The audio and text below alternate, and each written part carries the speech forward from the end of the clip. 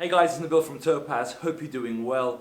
I'm super excited about this one. I know I usually say I'm excited about things, but this time I'm really excited. One of our really good customers, who goes by the Instagram handle B14, he has sent his cars over from Saudi Arabia specifically to come here to get worked on. Now he usually does it every summer. This time he's really given me a treat. Now I'm not going to tell you what the cars are apart from the one that we're working on today and the one that I'm going to show you in this video today, which is a Pagani Huayra Roadster.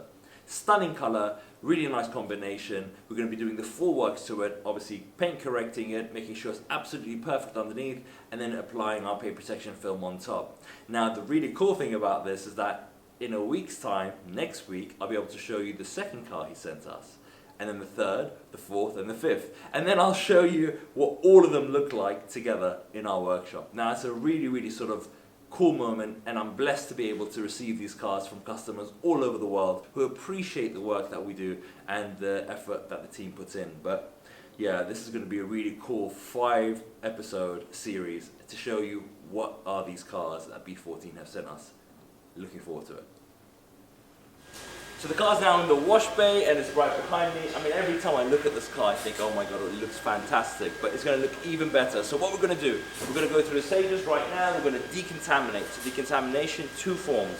One, mechanical decontamination, where we get into all the crevices using a clay bar, and then chemical decontamination, and that uses different type of materials and chemicals to remove any iron fillings in the actual paintwork. So this is stuff that you can't really see, or if you can see it, it's very hard to remove using the first method. So two stages of decontamination. Once that's done, we're going to wash the car twice, and then make sure everything else around it is all degreased and all the wheels are degreased.